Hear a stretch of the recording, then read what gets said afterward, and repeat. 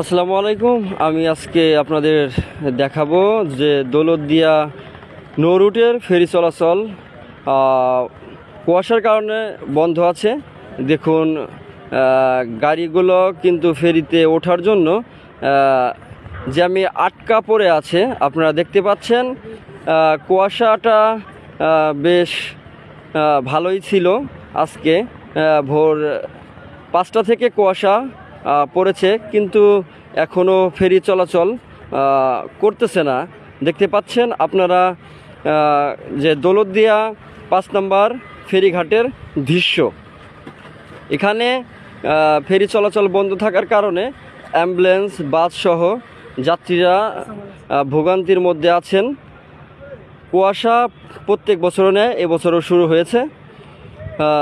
আপনাদের দেখাচ্ছি আমি যে কাঁচামালও রয়েছে এখানে। কিছু যাত্রী ভোগান্তি পোহাচ্ছে। অসুস্থ লোকজন আসলে ঢাকার উদ্দেশ্যে যাবে, সে অ্যাম্বুলেন্সে আছে। দেখা যাক কিছুক্ষণের মধ্যে হয়তোবা কুয়াশা কেটে যাবে ইনশাল্লাহ।